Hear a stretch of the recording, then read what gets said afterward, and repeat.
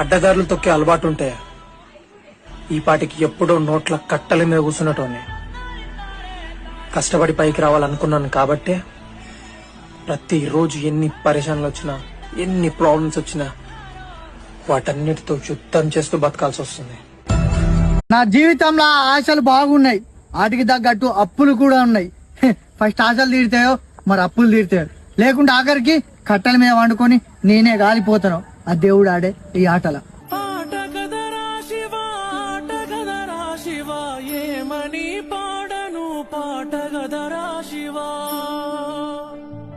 పాటగదరా Shiva, Aatagadara Shiva.